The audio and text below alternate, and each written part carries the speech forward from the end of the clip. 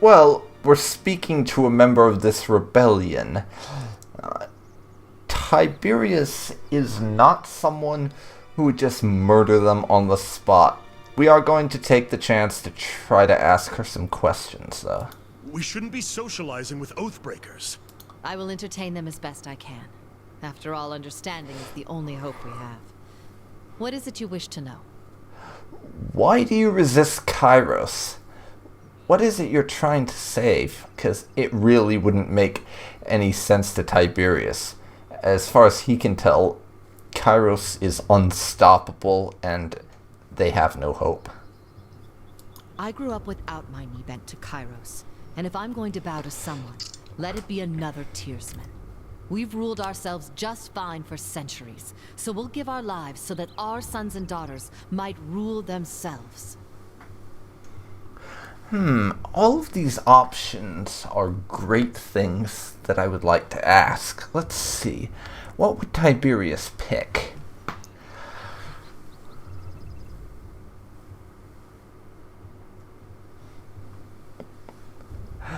I know. We really are someone who wants order and believes Kairos brings order to a degree.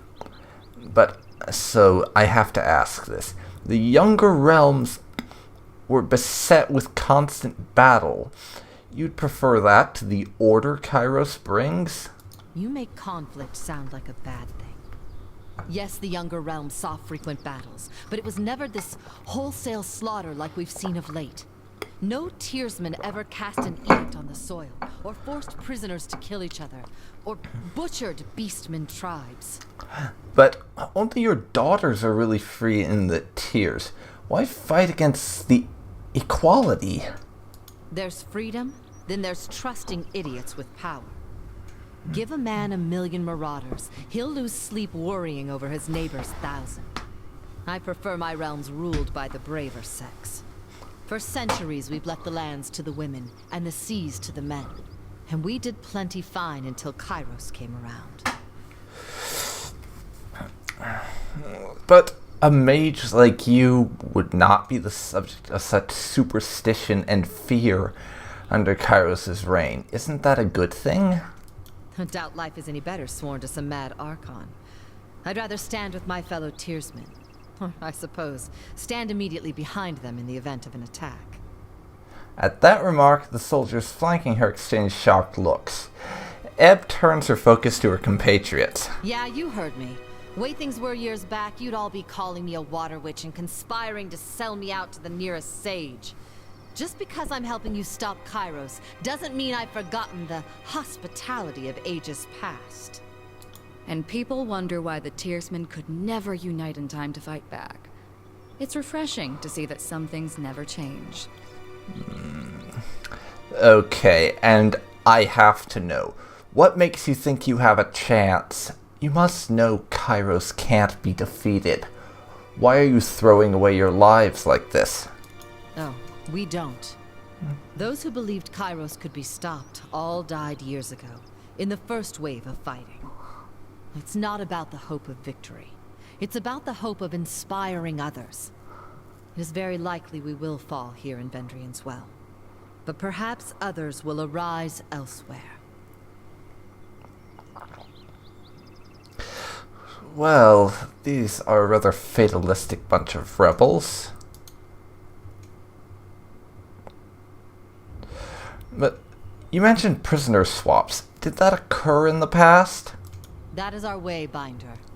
Here in the south, only thugs and bandits kill prisoners. The younger realms may be guilty of constant fighting, but we never slay each other when the battle's long over. We're not about to change that now. As a rule, Kairos' forces haven't been keen on swapping prisoners.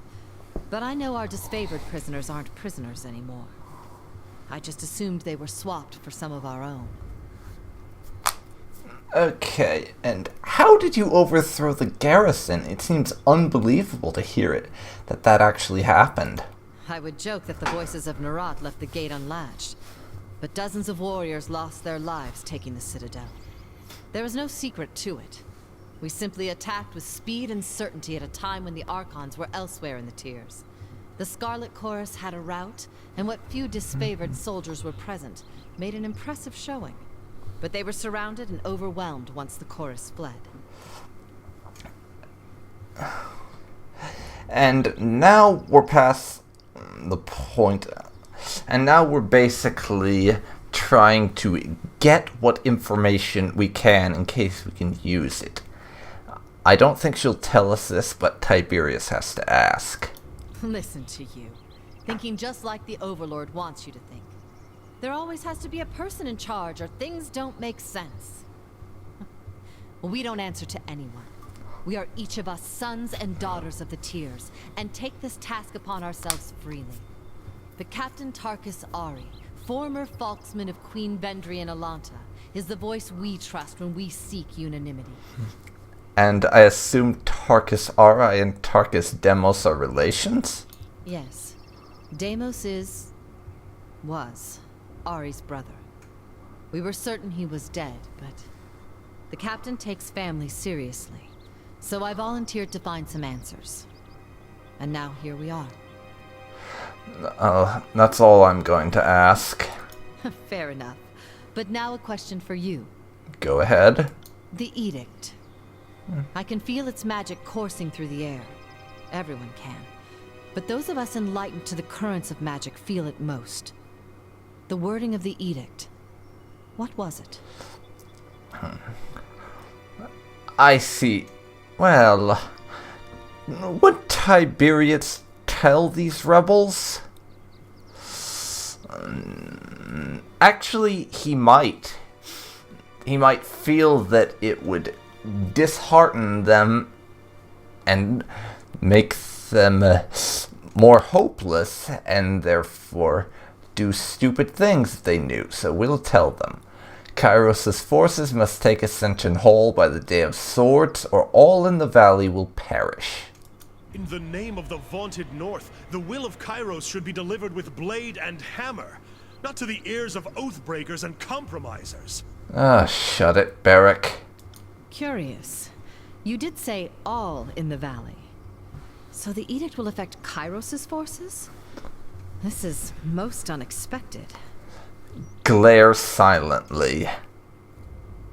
So if the armies don't get us, the edict will. Well, thank you. I suppose it's good to know our days of anticipation will soon be over one way or another. I've another question for you, if you will entertain it. Are Depends, we really standing here and chatting with oathbreakers? It's hard to watch. Like cuddling a goat you're going to kill for dinner. Ask your question. When I was young, my parents told me the Tiers were special, and the Overlord's edicts and armies could never touch us. It seems I've been told a hefty sum of lies. So answer this honestly for me, please. Is it true that Tunon's Fatebinders can smell truth from falsehood?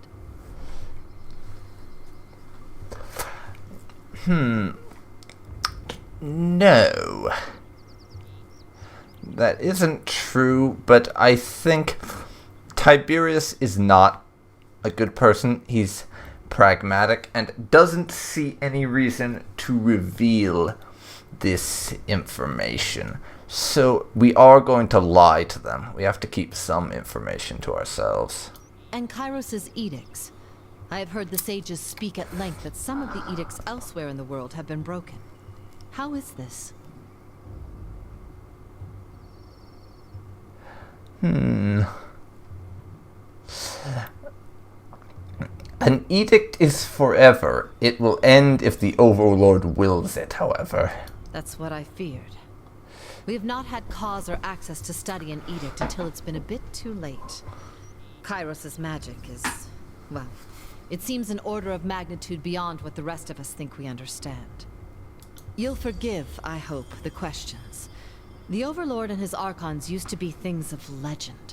Now they're everyday maladies, and I'm eager to separate the truth from the lies I've been told by house and guild.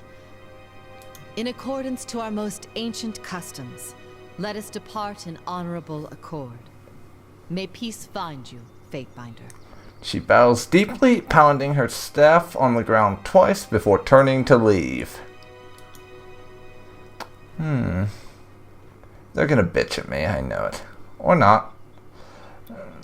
Will do. But yeah.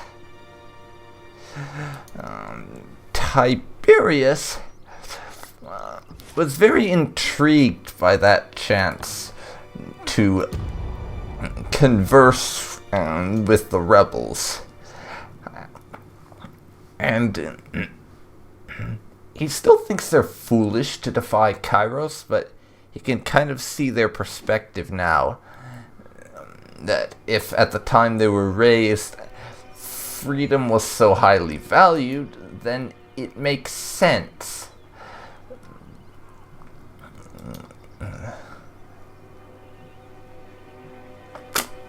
That they would not want to submit. The guard places her hands by her belt as you approach, gripping the hilt of a blade. Past this point is Chorus territory. You don't look like someone's conscript. You sure you're in the right place? I am Tiberius, Fatebinder of Tunon. I am here to help vanquish the Oathbreakers. You know, I think I was told to expect somebody, but it seemed too ugly to be him. Her lips crumple into a smirk. Why exactly should I let you in? And more importantly, what's this hulking ton of iron doing here? The guard gestures at Barrack with a sneer.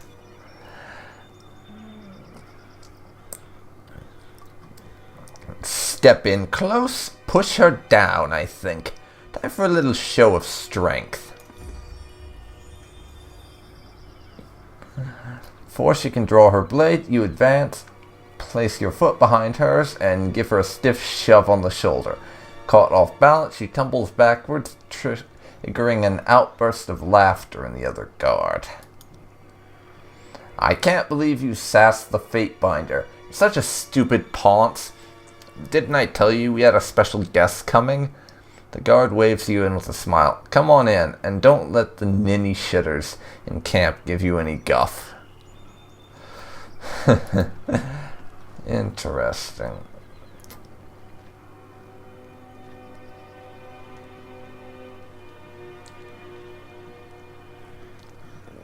The Scarlet Fury is not someone I can have an actual conversation with. Now I'm looking for Fifth Eye, Ninth Eye, whatever the hell he's called. And in the meantime, I'll go around picking up side quests and what have you. Well, look who we have here. Chewing on some manner of cud, a heavy-set soldier flings spittle and crumbs as she talks. The Fatebinder finally shows himself. I'm Reg, the second soldier chimes in, and this is Bass. We were wondering when you might pay the camp a visit. The Fifth Eye has been a little starved for attention.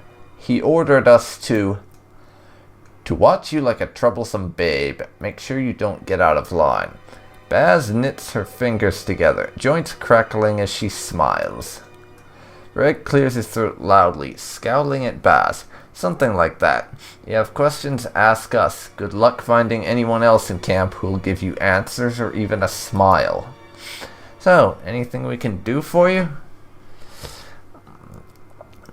Well, can you tell me anything about the Fifth Eye? I would very much like information about the person I'll have to deal with.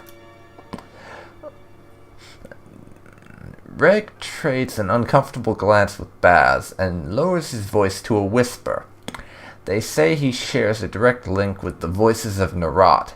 Guard your tongue around him. He's a little wild, bloodthirsty, mad. Baz thinks for a moment. Brilliant. Reg flinches and glances over his shoulder. I was going to say eccentric. The chorus isn't picky about who joins the ranks, so you can expect to find some unusual types. Ulster is likely to kill you as promote you. Okay, didn't tell me much, but oh well. And I'm guessing... No, that's not the place. Yes. That he's located. Looking for the eyes of Narat.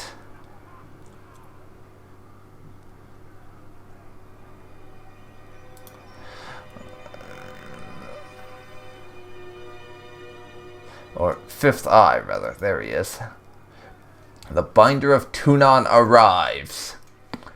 Squealing with teenager's timbre, the Fifth Eye's voice makes your gums itch and your fingernails feel in need of a trim. And we just finished having a bit of sport with some captives. But worry not, we'll have more fun with another batch. Dressed in the bronze-red regalia of the Crimson Spears, the Fifth Eye beckons you to stand close, wagging a blood-splattered glove. And the Crimson Spear are the elite and well-armed and well-trained branch of the Scarlet Chorus, since they actually have some of those. Now that you have issued this edict and doomed us all to die, have you come to help us climb out of this hole? Chirps of laughter emanate from under his mask. I trust you are getting your warriors ready for battle. We know the Oathbreakers are focused in the citadel beneath Mountain Spire. We have learned this is not their only nest. Fifth Eye wags a hand in the air with a high-pitched squeal of displeasure. Given their pattern of attacks, they must have a second group maintaining camp here in the Outer Valley. And unless we deal with this second group, they'll attack from behind the moment we cross the river.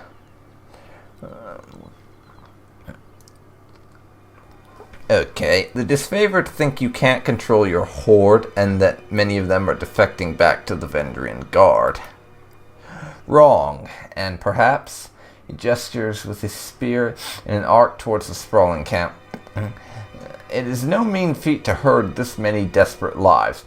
For every 2 hands of humanity, there is at least one finger that snaps from the stress of our ways. A few have been lost on the margins, I won't deny that. But if you store grain, expect some rat feces. If you lead killers, expect some desertion. So you need help taking out these Oathbreakers, I gather. And while a good old-fashioned slaughter would be an efficient solution, the smarter answer is not to kill them, but to add their strength to ours.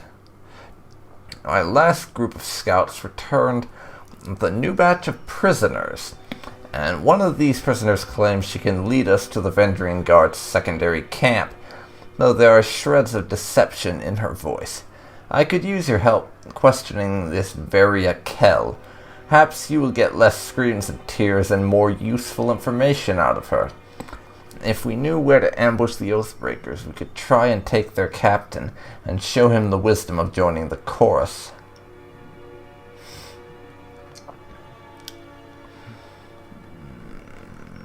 I will speak with the prisoner.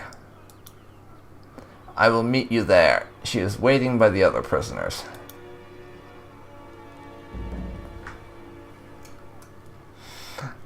And we will go through with this interrogation and see if we can't find this out. Of course, we're going to do it our way, if possible, which may not get a lot of popularity from the Scarlet Chorus.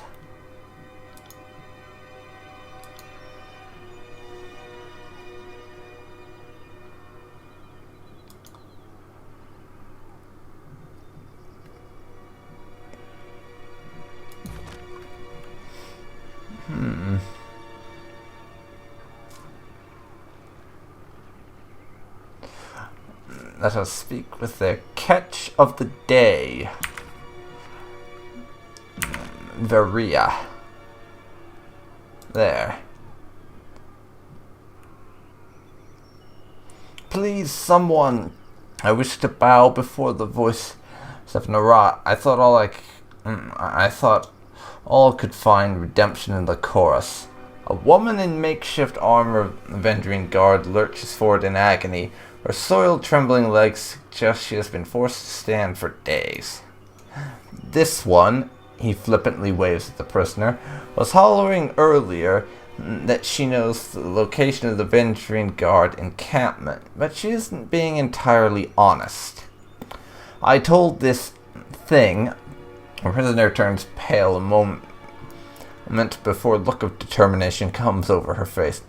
I wanted to guarantee I'd live and be welcomed into the chorus as a captain. Then I'll talk. Otherwise, they'll just kill me once I've opened up. I was dumb enough to join with the Vendrian Guard, but I'm not dumb enough to give away my bargaining bronze.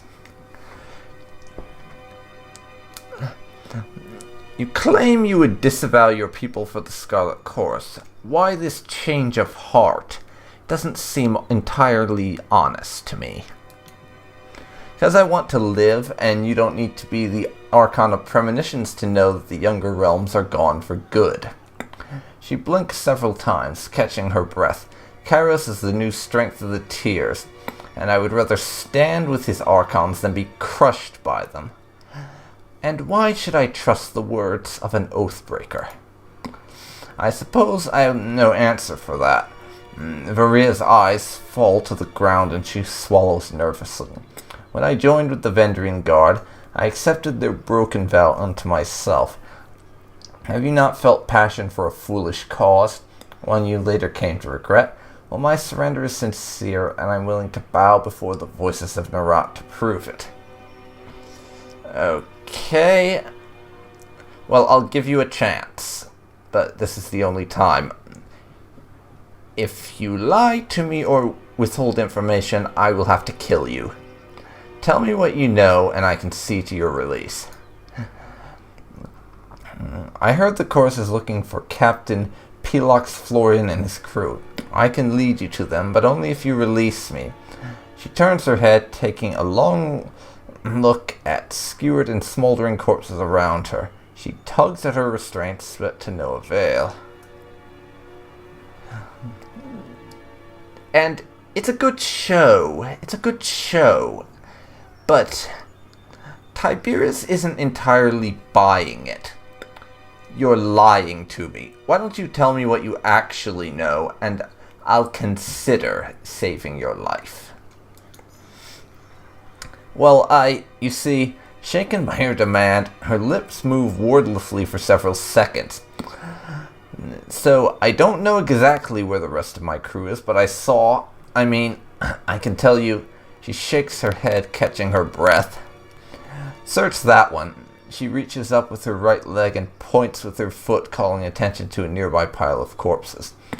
The tall, dark one missing most of his face. Check his left boot. He was the literate one in our crew. He had the orders. Well, that's a good deal more helpful than you were being before. Thank you. With a snap of his fingers, a pair of choirmen yank the boot off the fallen guardsman. The rolled parchment slides out of the boot and is thrust into Fifth Eye's hands. He unfurls the scroll to give it a read. It's nonsense, just a mash of words. Laughter erupts from the mask. She said she had information, she gives us garbage. Slay the wretch for wasting our time. He snaps his fingers at the nearby Scarlet Fury, who promptly snatches a long knife from her belt.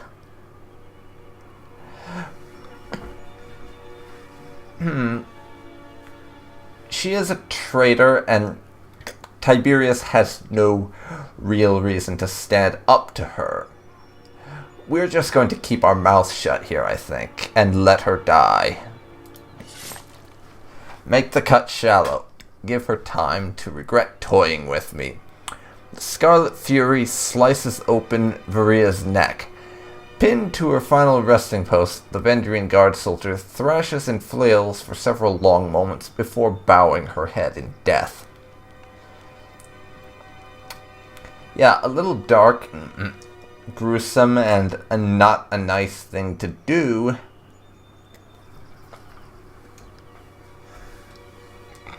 But Tiberius is not a hero. He is... If you want to use a Dungeons & Dragons alignment term, I would say that Tiberius is probably lawful evil. He follows the law, and he will do unpleasant evil things if he feels they're necessary and they accomplish a greater goal, but he won't do them just for the sake of doing them. Sorry to interrupt, but I highly doubt it's gibberish. More likely, it's one of the local scripts. Oh, who's this? The voice comes from another prisoner tied up next to Varia, an older gentleman with the quills, ink vials, and parchment scrolls one finds on the sages of the School of Ink and Quill. Ink smudges cover his cheeks, temples, and ears. His clothes appear charred, and between the rips of the fabric you spot burned scars along his arms. Despite being emaciated and tied to a post, he offers a beaming smile. Who are you? I'm Sage Lantry, one of the hired quills that was coordinating missives between the Vendrian Guard captains. They aren't paying me anymore and aren't coming to my rescue. So I'll decipher that parchment for you. That's what smart prisoners do, right? Make themselves useful. Well, if it's in a local script, then Tiberius has an idea he probably wouldn't understand it very well, so we will show him the parchment. Can you read this? Well, let me see. I can't.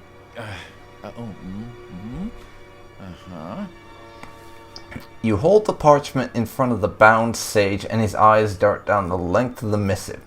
He reads the words a second time, nodding in silence. So, I don't know exactly what it says, but I'm half certain that's Sage Selwyn's handwriting. I'm sure I could decipher that in a few hours' time.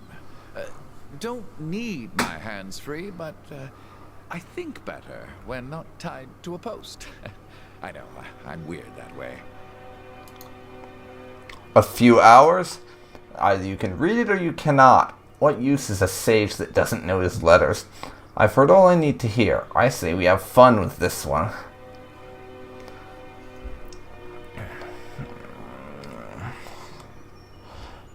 Well, come on, it can't hurt to give him a few hours. I mean, information is valuable, and he is tied up and in pain. Probably. You read the edict. I don't need to tell you the sundial is working against us. This addled old bag is just trying to stall us. The voices of Narat will probably be upset to know you squandered a source of enemy intelligence. How true. Then we shan't put him to waste. He will serve as a most riveting source of amusement as we put him on trial. Fatebinder, I beseech you, be my advocate for this trial. I'm no fool. I know the chorus uses blood, not words, to settle these matters. But you are a servant of the Archon of Justice, are you not? Let's see. What do we do here?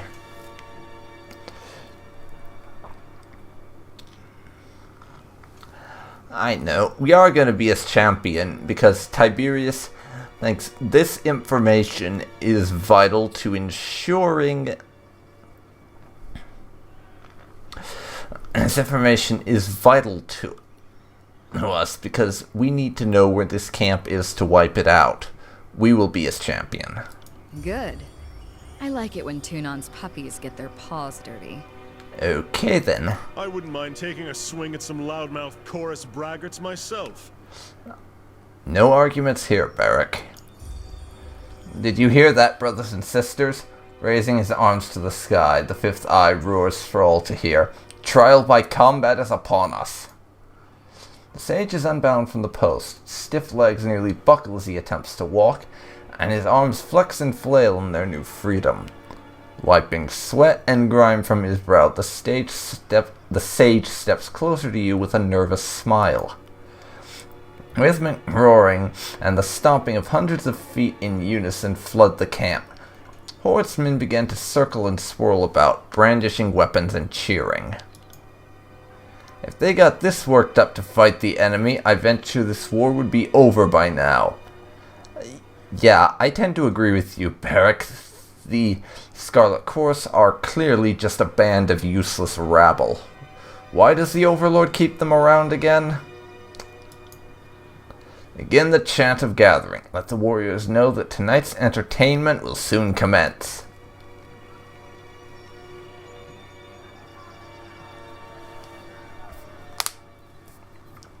Brothers and sisters, who amongst you sets the standard for strength? Who amongst you will help winnow the weak from the strong? The fifth eye waves his hands in the air, drawing in a gathering of chorus soldiers. And we get to fight some of them for this guy. Our claimants have been assembled. Now let the trial of the Oathbreaker begin. Very true.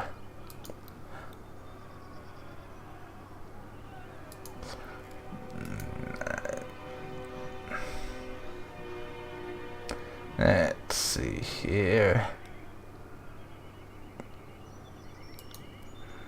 Flurry of blows. Barrack. Iron tolling. And you are basically a healer mage. Wait my signal.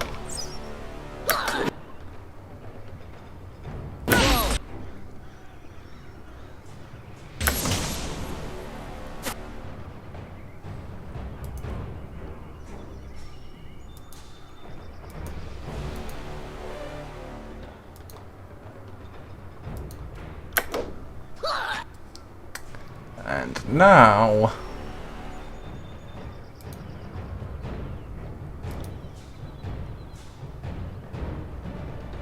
Can't do that. go there.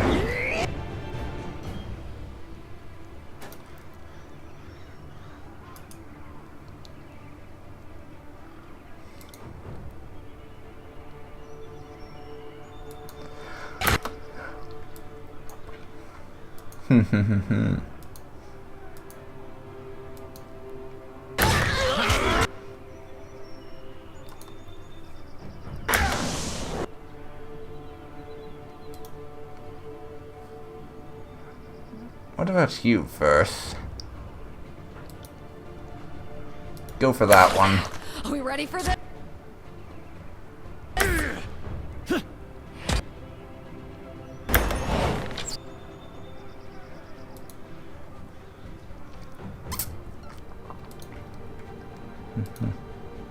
Barrack.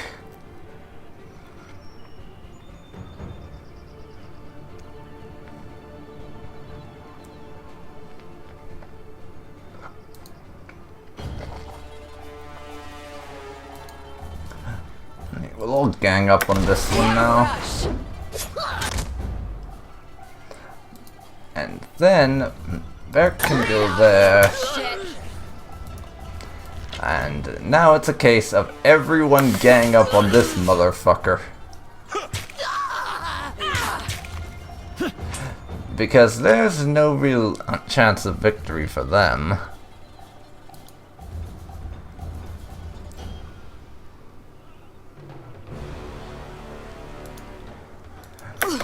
Go after him. Dark all of a sudden. And Verse is now unconscious.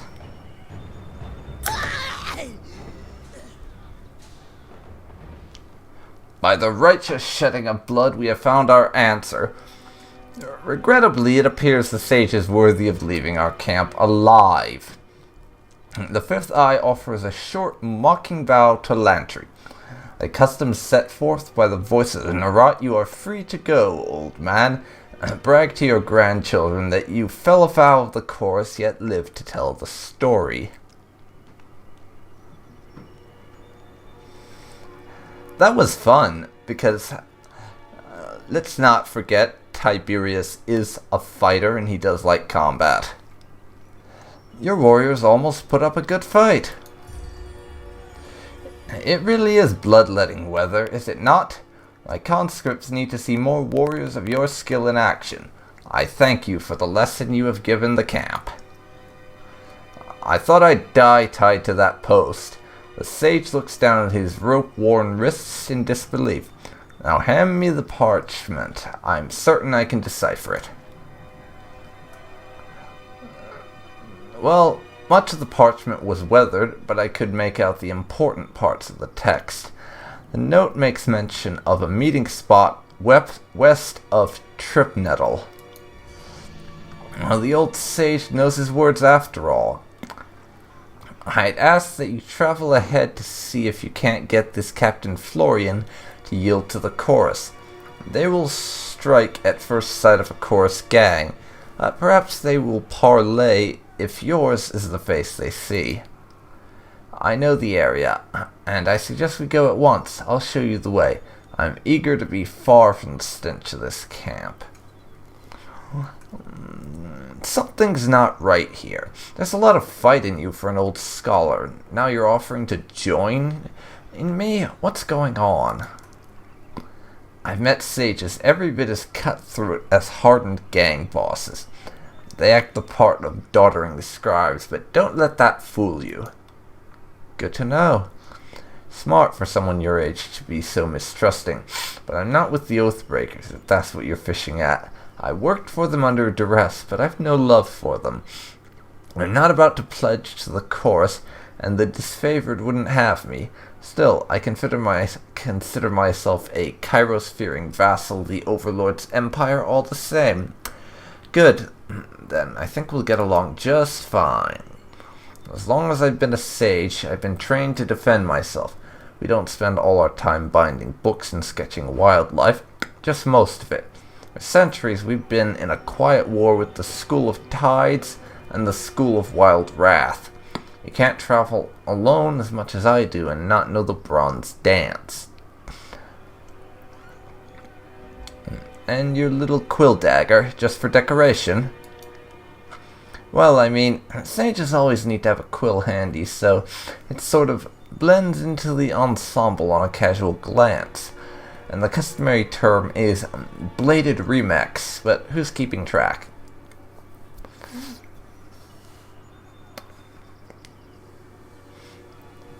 Why are you offering to come with me?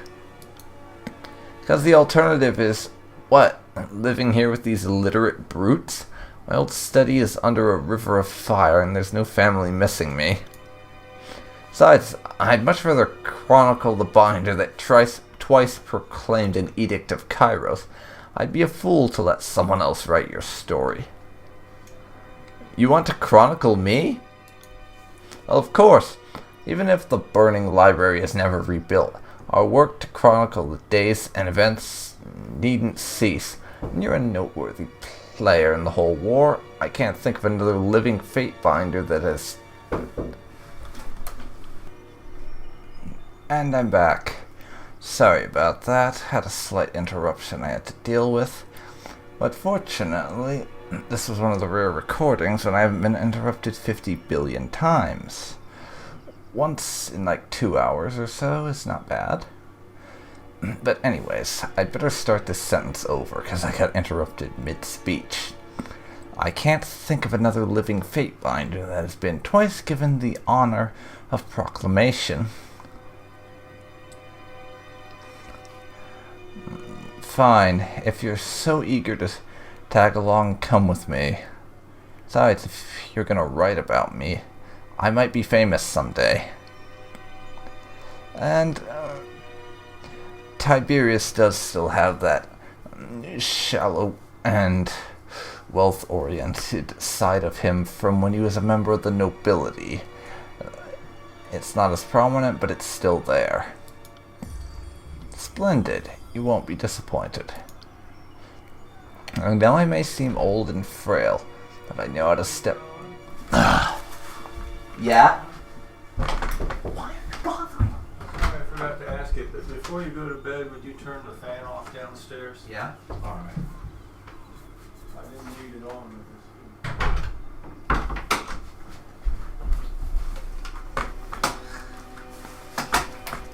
Another bloody interruption. I may have to edit that part out because I'm not sure what my microphone caught and what it didn't. Time to start over. I know I may seem old and frail, but I know how to step lightly and how not to get killed. Really, I won't slow you down. Lead the way and let me know if I can be of service. Are we done here? Let's hightail it to Tripnettle. If your new pet doesn't behave himself along the way, I'm not above clipping his ears. You are really not on my Christmas list right now, Verse. Get over it, will you?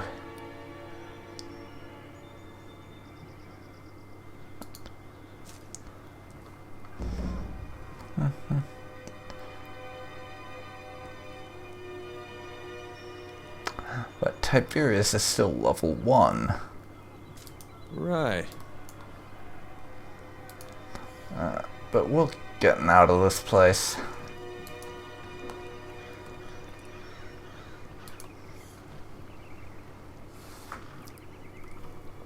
Now, though, where do we go next?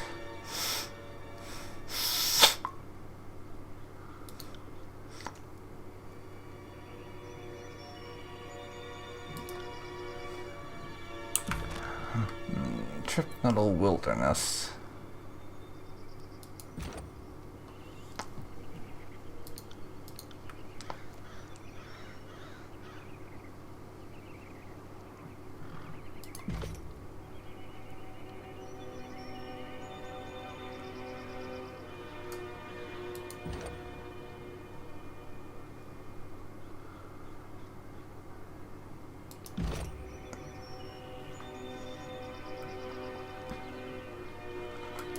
I'm giving you Art of the Blade, Beric.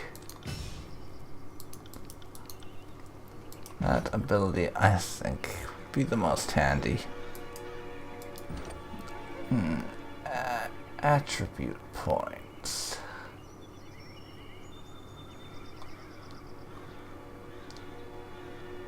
How do I do that?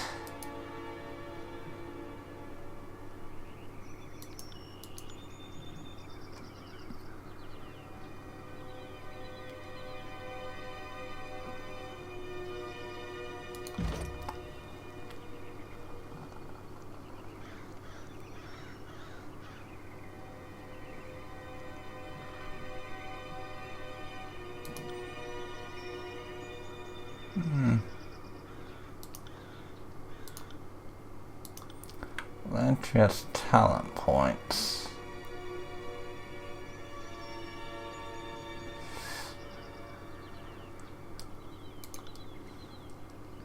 One there.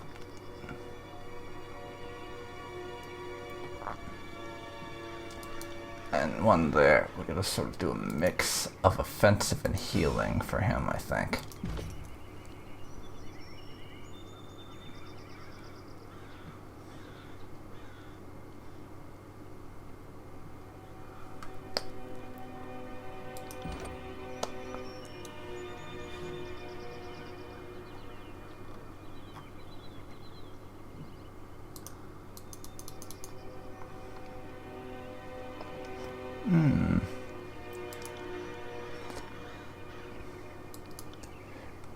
We'll give him some more will.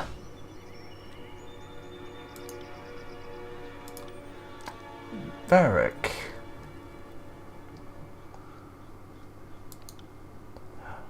Vitality for you.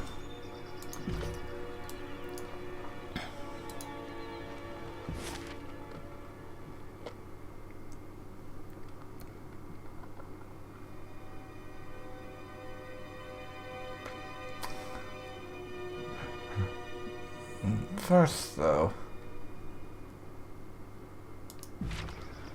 Right.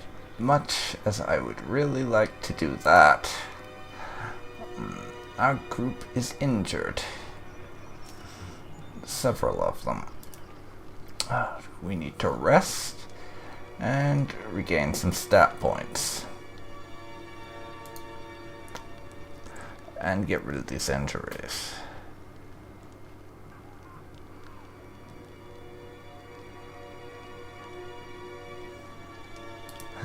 So everyone will rest for 8 hours.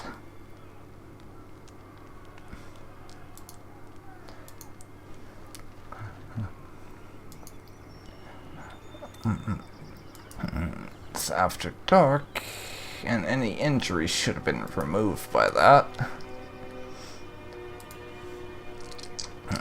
But next.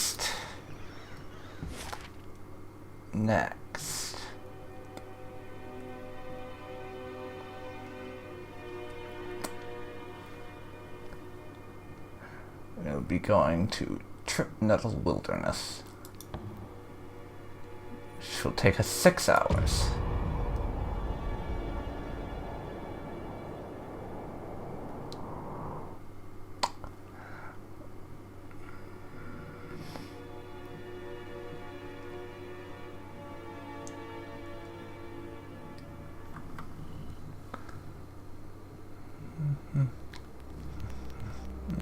It's the next day, and we now have 7 days left to complete the edict.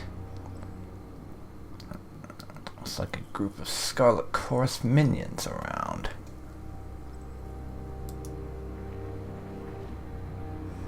Reinforcements. Finally, come this way. We need to. The Chorus warrior pumps his tattooed arm in salute. Way through the gesture, a look of confusion dawns across his painted face. Sister Verse, what did I do to deserve such a helping hand? A chuckle escapes the man before he shudders, placing a hand over his mouth. Once alert of the need to remain quiet, his voice drops to a harsh whisper. The fifth eye has a sense of humor sending you. Verse returns a cold glare but says nothing. Okay, we need to stick to business matters, I think. I'm here to round up the Vendrian Guard. Oh yeah? Come to steal my quarry. He lets out a muffled chuckle through a half set of teeth. Who am I fooling? We met our match 2 days ago and aren't in any shape to tussle again.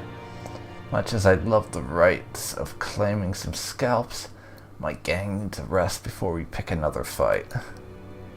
Their camp is just yonder, and he points to the northeast, and we've kept an eye on them for the last couple days. Some of them left a few hours ago looking for food, maybe out on patrol, but they haven't returned yet. Might be wise to strike now while they're divided. How'd you find the place? Happy accident of sorts. We were up in the mountains with orders to keep the Oathbreakers in and keep any would-be allies out of the valley. Strangest thing happens. Tremors hit the pass, and the tremors lasted a bit, so I figured they were magical, but there weren't no sign of Earthshakers or anybody. That was Kairos magic sealing the valley.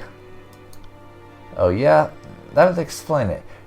I thought for a second Karen survived death and was back for vengeance. Yeah, that would have been unfortunate, wouldn't it? Figuring we didn't need to watch the pass no longer, we headed down slope back to camp. New fish in the gang's got good eyes, and she spotted the campfires from on high. We got curious, swung this way, and that's pretty much how we got here. What's your plan now? I lost 2 of my gang in the mountains, and we've been on half rations for days. Until we get a much larger contingent, we're not likely to win any fight we start.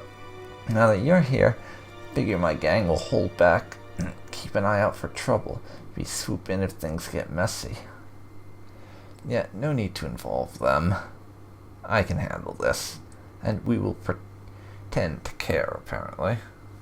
No need to push your warriors past their limits. Smiling broadly, he claps his hands in approval. Kairos would applaud your bravery. My gang and I will lurk nearby. You make your move, we'll descend and help with capturing Florian. Don't worry, I'll let the others know you did the heavy lifting. I'll cheat at battle, but not with my reputation. Okay.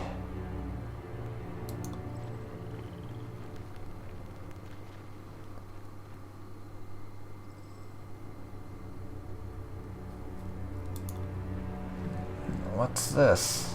Curious.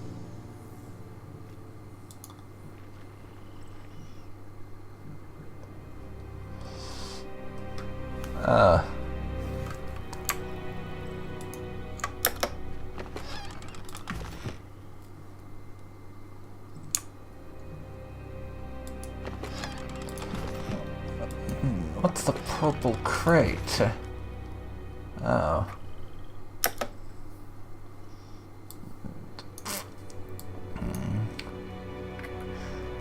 And I see an enemy over here.